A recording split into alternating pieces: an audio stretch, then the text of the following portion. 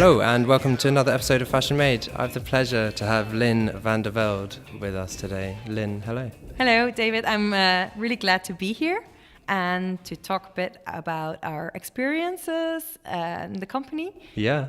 We're going to chat about fit, virtual try-on, in-store try-on, the wonderful world that is, fitting clothes. And Van de Velde, I know, specialise in body-tight clothing. Is that how you call it?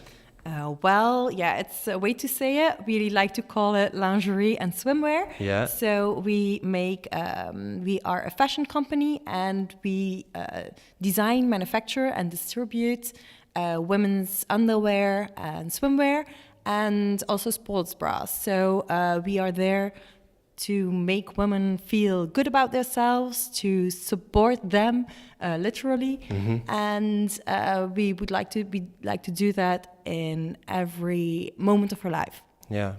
For those who don't know, Van de Velde have a great reputation for having excellent in-store fit. So that means the experience of going in-store and trying things on is very personalized. Has a personal touch, and that's something you're very famous for over here. I'm glad you mentioned it. It's good to hear. We have three main brands in lingerie: Mary Jo, Prima Donna for the larger sizes, and André Cerda. And the biggest part of our turnover comes from the offline lingerie boutique. So the independent retailer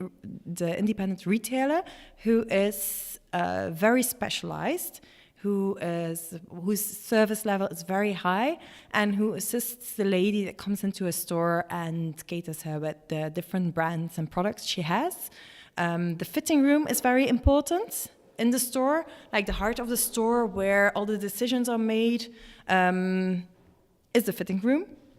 And we're famous, we're famous for the quality and fit of our products, but those couldn't be communicated well to our customers without the assistance of a really expertised fitting lady or fitting expert. Okay, so how do you then, as the whole world wants to go digital, how do you digitize such a personalized process, and how's it going in your journey? I mean, how do you start? It's a challenge. What we did is we started researching and hearing from our stakeholders and hearing from our customers, because we felt that to continue to be true to our DNA of our company, we couldn't go online on e-com without offering something that could have this extra experience about fit and comfort. So we're online right now, and we have some low start level or beginning level fit expertise or fit experiences. Like you can do a size quiz online to get your right fit. There's a lot of advice. You can contact one of our fitting experts in the company, but at the same time we felt that it's not enough for the customer. So in the innovation department of Van de Velde, we started thinking about next steps, and the main goal was we wanted to give every woman, every customer, a personalized fitting experience regardless of the channel that she's using. So that means that online, we started working on an online try-on tool to be able to try on the bras that you select and that you see online, to try on the bras and see how they work for you. Okay, fascinating. So how does that work in practice? How it works in practice is that we, for some years now, we started with 3D development of our models. Yeah. And we started 3D scanning our fitting ladies as well. Okay. So that means that we have a quite large database of all different kinds of body shapes, breast shapes, and way real natural women look like. Yeah. And at the other hand, we have a digital twin of our bras. And we looked for the best way and the best experience on bringing those two together in a tool where you can really visualize as a customer how a certain bra would fit on you. Okay. So the way we went into that, because there's a lot of technology and a lot of interfaces that you can do that with, we chose as a test, we chose to go for an augmented reality tool. Okay. So because we thought, okay, augmented reality wasn't the whole, it was the Pokemon Go craze. I have to admit, we were inspired by Pokemon Go. I think a lot of people were. Yes. So we used augmented reality, and in this we made a mobile app for ladies to use in the privacy of their home.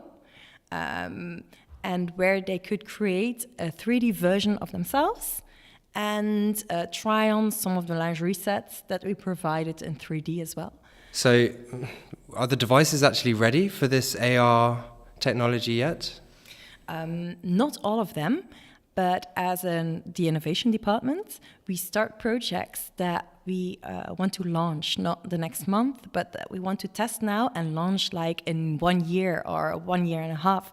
So, and because of the upcoming success of the augmented reality in that time, we strongly believed that it was only a matter of time before this technology would be integrated in all different mobile devices. Mm-hmm. And we have seen last months that it really goes that way, that it really continues to be integrated, that Apple has this tool in all their new devices. So it's really spreading, and it will become a normal thing for everybody to have in their mobile devices. Yeah.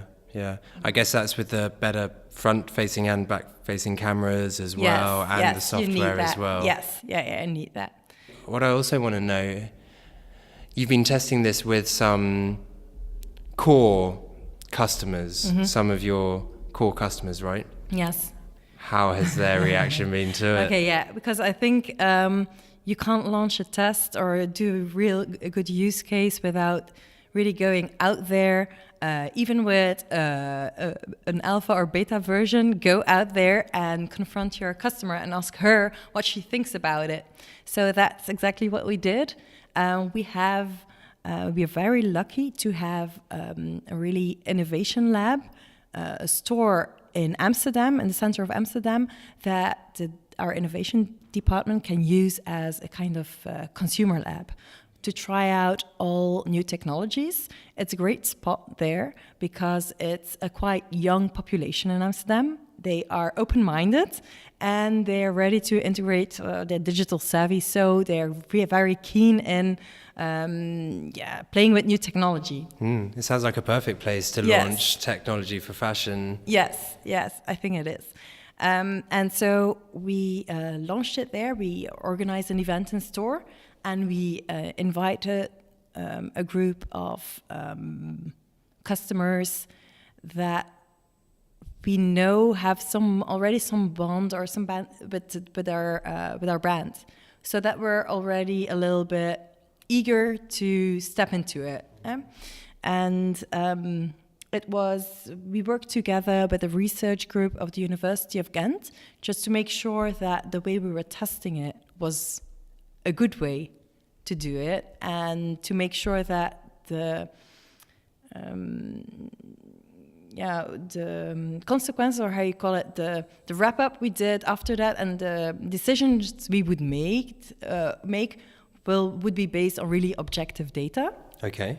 There was also an app developer involved, really who was experienced in user interfaces. So it was really a group effort. It was really fun to work on, and then the customers, of course. And we did a lot of prep beforehand. So it was a working prototype we made 3 body types and 3 different sizes, like a slim one, a regular one, and then a more curvy model. And we selected the customers and put them into one of those 3 categories. And that made it possible to really make something quick and test it quickly with customers without, developing and researching and doing first all sizes and making it work in all sizes and then trying it out with some customers. We did it very early in the development stage. Okay. So bit by bit, slowly. Yes. Which I guess is hard because you're coming from a background of such a tailored personal experience where there is no small box, as you just said. Everyone is an individual and get treated as such. Mm-hmm. And so to then try and digitize this experience and then kind of start from sort of square one and then having to create this sort of what we now in those who consider the world of fit, quite archaic, quite old ways of thinking, are you a small, medium or a large? What we're trying to do is get away from that, but I guess you have to build these building blocks, these digital building blocks to get to that end goal. Yes, we had to start somewhere, and like I said, we really selected the people from one size, and we really measured how personal they found the experience, because that was one of the challenges, to offer something which they thought or felt as really personalized. Yeah, and how did that go? Did it work? Well, yeah, they all had a fun time, I think. So what we did is they could shop using our app, an AR app. Then they could shop just using the website online, and then they had real fitting with the shop assistant helping them out, and they could rate the different experiences on whether they felt good about it, whether they felt it was really personal, whether they really trusted the way they were helped, etc. And we had some positive outcomes. And we had big room for improvement, but that's normal. That's what we wanted. That's what you want. Yeah, to get very clear how far we were already and what would be the next steps to have something as fast and as good as possible to test again, to really iterate fast. So when were these tests done? These tests were done earlier this year, so before summer. It was we used our summer 2018 collection for that. So the collection that was in store. And did you do it across swimwear and lingerie? No, we only lingerie. Only lingerie. Yes. Why? How come only lingerie? Just to keep it again basic and keep that building block, keep it simple. We had to keep it simple. We had to for keeping it simple. We had to choose. And it was a bigger challenge for 3D products and for the look and detail of them to do lingerie. So we wanted to test whether customers could really evaluate and shop using 3D models, if they were good enough and detailed enough for our customer. And it would be easier to do swimwear. But then we wouldn't be sure because it's only a print and there's no transparency. But we wouldn't be sure when the customer would like it. We wouldn't be sure if the same would work for lingerie. So using lingerie, and when we would have a positive reaction on that, we were quite sure that swimwear would be a piece of cake to do the same way. Okay, so start with the hard one. Yes. There we started with the hard one. Yeah, it sounds like it. Can this technology in a strange way help you get closer to your customer? Well, it definitely can get some more interaction in like online shopping. So what's personal is that for the customer, she really feels that she's interacting with a brand, that she's adding things, she's asking things, and that she can decide. That she gets some info back that's really important for her. You empower them with this information, right? Yes. So that was positive. We thought we had some assumptions before we started it, And we thought first that by making the avatar as a lookalike of the person, that would trigger her interest and that would feel more personal for her. And that was a mistake. That was a mistake. We felt that people felt it was a personal experience when, instead of making a lookalike avatar, when we could add some personal advice on top. So when we would add some extra interaction with a shopping assistant in our headquarters in Scalabella, for example. You know, so that she could ask some questions, because it doesn't lift all the insecurities about the fit and how she looks. Maybe she has some questions about it. Yeah. And when she can add her personal questions to somebody who's listening to that adds more feeling of like customization and personalization than having a lookalike avatar. How did that work? I mean then like with the hair and the eye color exactly the same as you are, because it's very hard to get to the level that it's exactly that you want to see. So how did it work when you had your person in your office, your personal assistant, let's call them a digital personal assistant, messaging the person or answering the questions? Did that work well in the trials? Because I wonder if it's almost a slight invasion. If you're doing this in your own home, do you want to just do it alone and not have anyone on the other end giving you advice or answering questions? I mean, I'm just asking. I mean, how did it go?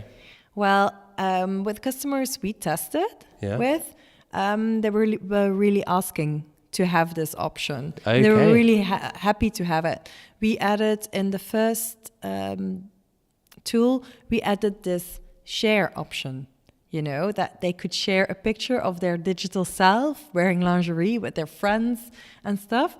And we felt that was harder to sell than just a chat option with a digital stylist. So maybe that changes in the future. With the new generation, but we feel that we're not there yet. So that's not what interests them. Do you think, maybe sort of Snapchat their friends with a picture of them in their sort of digital lingerie? I think for a younger generation it could work. Yeah, I think so. Yeah. I honestly, I never trust my own opinion on these things. You know, I trust the mindset of sort of my nieces and nephews and how they think about these things, and they seem to have a very open mind with this stuff. You know, so I don't see the future generations really having that much of a problem with sharing this kind of stuff. Yes, on the other hand, I think we haven't tried it yet. We need to try it, because you hear as well that younger people, they have this new kind of I only know the Dutch word. That's okay. What's the Dutch word? It's like preutsheid. There's a little bit prude. They're prude. Okay. And they're not very it looks like they're confident with their bodies. Yeah. And they share a lot, and they maybe overshare, but at the end, in real life, picking out a bra and lingerie, it's still something that they like to have to be private. Helped with, and that they need some support with. And I think that's not always coming from their friends, that they really like somebody who has the knowledge to help them. They do like that. Yes. Yeah, so you still see, so in your in-store experience, I mean, obviously you still have a great in-store experience as head of innovation building this new project. I mean, Van de Velde hasn't lost its core competency, of course, right? And so are you still getting lots of young people coming in and really enjoying that personal assistant touch that you have? Well, it's challenging to get the young people into the stores that we have right now. We feel that we need to change the experience in store a little bit. I don't think it means that cutting out the help and the advice that they get. That's not the way to do it. No. But to make it more of, to make stores more of like a pilot store where they can experience what the brand stands for, to educate them in a fun way. That's important, more important to them. Yeah. It must be such a challenge, you know? Yes. I guess personal shopping assistance, if I was, 18 to 25, I would think that's not for me. But it's for everyone, really. Yeah. I mean, it's just it's a great experience that... But I think the great thing would be if they don't like it, if they just enter the shop once to get their personal shopping assistant that helps them out in the way they like it, so that they really feel empowered and they have this ideal bra match and they know what it is, and that later on they have their own idea, like this bra idea or shape idea of themselves, which is very unique for themselves, and that they can use that to shop in whatever channel they like, because they have the knowledge doesn't stay with this shopping lady. They don't have to return to this shop, to the shopping lady, to have the same feeling or the same fit that they had there. So it's knowledge. Yes. You empower them with knowledge, yes. And then hopefully they come back because of the quality of the product. Mm-hmm. And the next time they can shop online, and they have this by entering their unique code. I don't know, unique code. They see directly an overview. They have a personalized web shop there, and they see an overview of the bras that we guarantee 100% that will fit them right. Yeah. They don't have to think about the fit anymore, and they can just browse and shop fashionable items. Yeah. But that's another project. You're giving yourself a bit more work now. No, yeah, we started it, but that's one of that would be a dream, like an omni-channel dream of us, that you could, that you empower the customer with her unique data, that we use our knowledge to get the data to her, and that at the end that she can shop seamlessly without any effort in every channel that she likes. Yeah. I think that's just the most exciting thing about this industry right now. Everyone has a dream. They have their big dreams for their company and how they're going to work with other companies to achieve this zenith, this top of the Everest goal of perfectly balancing physical and digital and technology and knowledge and all of these things coming together to just give people that. And there you have a good point, that we can't do it by ourselves anymore. That you use a whole, I know it's a buzzword, ecosystem, but there's a whole ecosystem of people, digital companies, startups, that can work together to make this dream come true. Yeah, I know. It does sound so cheesy, but yes. I don't. To be honest, I really don't care, because it's absolutely true. Because I walk around these events all the time, and anyone I ever speak to, and everyone always talks about collaboration, and it's not just about signing contracts and working together, and what are we going to give you and what are you going to give me. It's not really about that. It can even just be as simple as willing to spend 20 minutes talking to someone about an idea that they have, and it might give you a different perspective on something, or just spark a little light somewhere. And so that's why it's a really important industry to work in right now, or really exciting industry to work in right now, because there's just so many buzzing conversations going on. So it's really great. And look, I wish you guys all the best. I hope you achieve this dream. Thank you. I think the event here helps already a little to get in touch with the right people. Yeah, I hope so. Yeah. We had a very fruitful first day. Yeah, I know. We get ready for the next. Lien, thank you very much for joining us today. Yeah, it was great. Thanks. Yeah, cheers.